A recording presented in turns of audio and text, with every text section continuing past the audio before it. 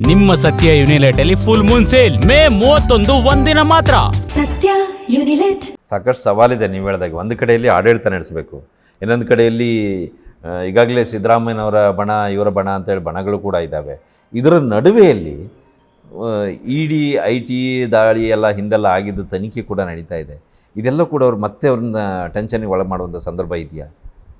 ಇಲ್ಲ, IT ಗಿಟಿದೆಲ್ಲ ಮುಗಿದ ಕತೆ ಅದು. ಅದೇನೂ ಇಲ್ಲ.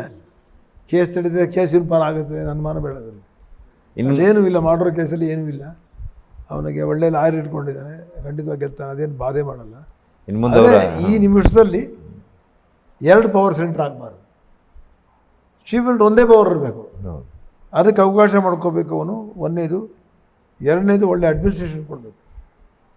Any chief minister should select truthful, sincere officers, 100 IPS, 100 IAS. If you have won the battle, that's all.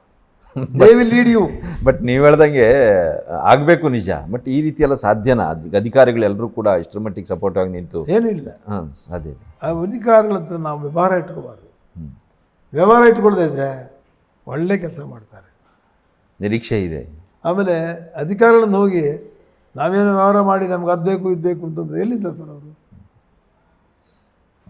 ನೀವು ನಾವೇನೇ ಅದಕ್ಕೆ ಭ್ರಷ್ಟಾಚಾರಕ್ಕೆ ಅನುಕೂಲ ಮಾಡಿಕೊಟ್ಟಂಗಾಗುತ್ತೆ. ನಾವು ಮಾಡಬಾರ್ದು. ಮುಖ್ಯಮಂತ್ರಿಗಳಿಗೆ ಕೆಲಸ ಮಾತ್ರ ಮಾಡಿಸ್ಬೇಕಷ್ಟೇ. ನನಗೆ ಇದ್ರ ನಡುವೆ ಇನ್ನೊಂದು ಕುತೂಹಲ. DK ಶಿವಕುಮಾರ್ ಅವರು ಹುಟ್ಟಿದ ಸಮಯ ದಿನಾಂಕ ಅದೇ ಗಳಿಗೆಯಲ್ಲಿ ಇನ್ನೂ ಸಾಕಷ್ಟು ಜನ ಹುಟ್ಟಿರ್ತಾರೆ.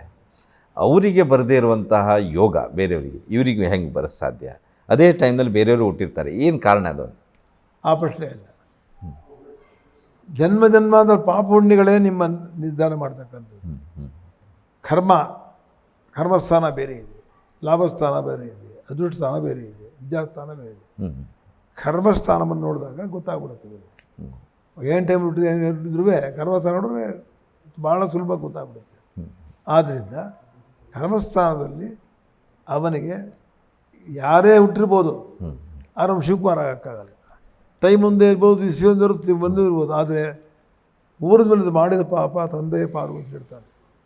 ಪಾಪ ಆಗಲಿ ಪುಣ್ಯವಾಗಲಿ, ನಮ್ಮ ತಂದೆ ಏನು ಮಾಡಿದ್ರು ಪಾಪ ಆಗಿ ನಾನೇ ತಗೋಬೇಕು, ಹಂಚ್ಕೋಬೇಕು. ಆಸ್ತಿ ಮಾತ್ರ ಬೇಕು, ಪಾಪ ಬೇಡ ದೇವರಪ್ಪಲ್ಲ.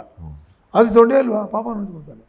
ಪಾಪ ಪುಣ್ಯಗಳ ಮೇಲೆ, ಕರ್ಮದ ಫಲಗಳ ಮೇಲೆ ಕರ್ಮಸ್ಥಾನ ಅಂತ ಜಾಸ್ತಿ ಇರುತ್ತೆ.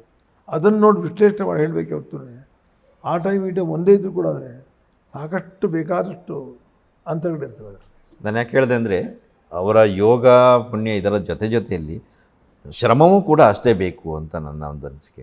ಶ್ರಮ, ಅವರ ಪರಿಶ್ರಮ, ಆ ಒಂದು ಯಾವ ಮಾರ್ಗದಲ್ಲಿ ಹೋಗ್ತಾ ಇದ್ದಾರೋ, ಮುಖ್ಯಮಂತ್ರಿ ಆಗಬೇಕು ಅನ್ನೋ ಒಂದು ಹಠ ಇದ್ದರೆ ಆ ಶ್ರಮ ಇದ್ದರೆ ಮಾತ್ರ ಆ ಸ್ಥಾನಕ್ಕೆ ಬರಲಿಕ್ಕೆ ಸಾಧ್ಯ. ಕೇವಲ ಯೋಗ ಪುಣ್ಯ ಮಾತ್ರ ಸಾಲತ್ತಾ ಅಂತ ನೋಡಿ. ಇಷ್ಟೇ ದೇವರೇನು ಹೇಳ್ತಾನೆ, ನಿನ್ನ ಕೆಲಸವನ್ನು ನೀನು ಮಾಡು, ನಿನ್ನ ಪ್ರಯತ್ನ ನಿಂದಿರಲಿ, ಅನುಗ್ರಹ ನಂದಿರಲಿ ಅಂತ ಹೇಳಿದ್ದಾನೆ. ನಮ್ಮ ಪ್ರಯತ್ನ ನಿಲ್ಲಿಸ್ಬಾರ್ದು.